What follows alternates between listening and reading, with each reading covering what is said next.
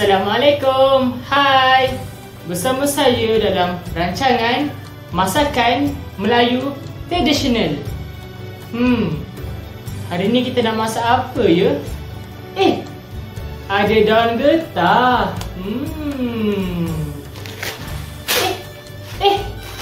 Ada beras pulut lah. Daun getah, beras pulut. Okey. Kita tahu dah nak masak apa. Jom.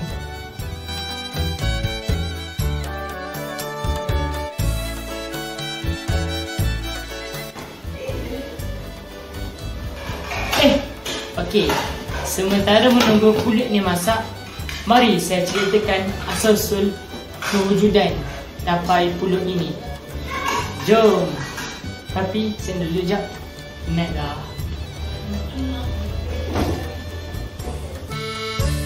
Tapai pulut merupakan makanan tradisional yang bukan sekadar enak dinikmati, tetapi penuh dengan nilai budaya dan sejarah yang mendalam dalam masyarakat alam Melayu.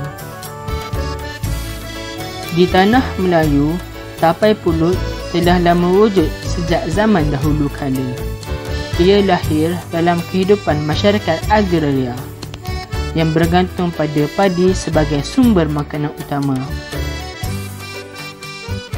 Maka, lebihan pulut tidak dibazirkan, sebaliknya ia diperam menggunakan ragi untuk dijadikan tapai.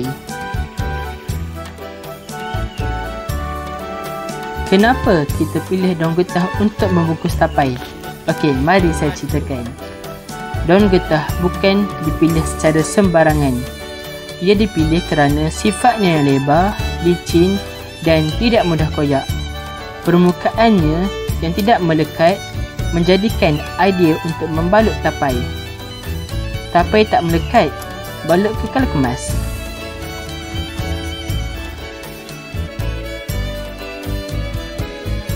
Namun, tapai bukan sekadar hasil fermentasi. Ia merupakan simbolik dan adat serta upacara. Di kampung-kampung, tapai pulut dihidangkan dalam kenduri kesyukuran, majlis perkahwinan dan juga ketika musim menuai sebagai tanda kesyukuran.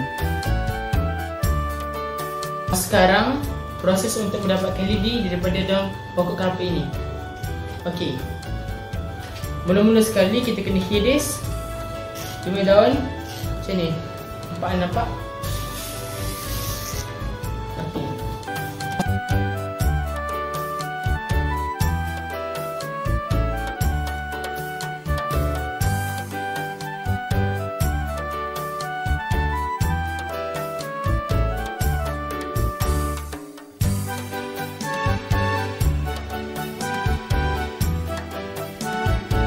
Tapai pulut juga bukan eksklusif kepada Malaysia.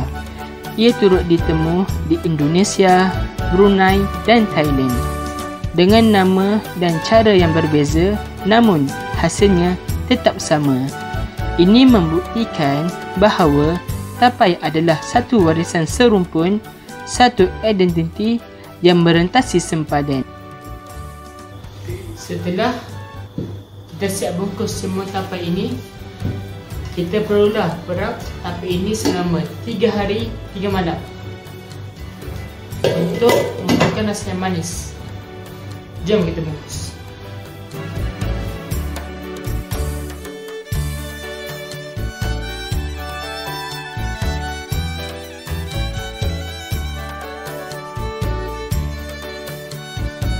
Assalamualaikum. Okey, setelah kita tunggu selama 2 malam dan inilah hasilnya. Jom kita tengok. Buka.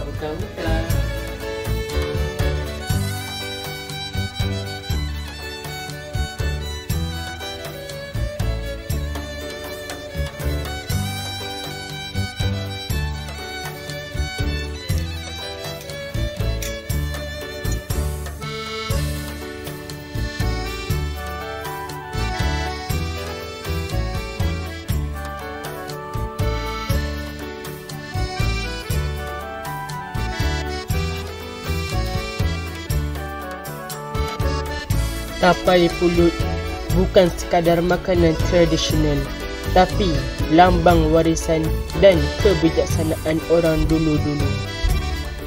Daripada pulut, ragi, daun getah dan lidi, setiap bahagian ada fungsinya dan ceritanya. Tapai pulut mengajar kita erti kesederhanaan, menghargai alam dan menjaga tradisi yang telah diwaris turun-temurun.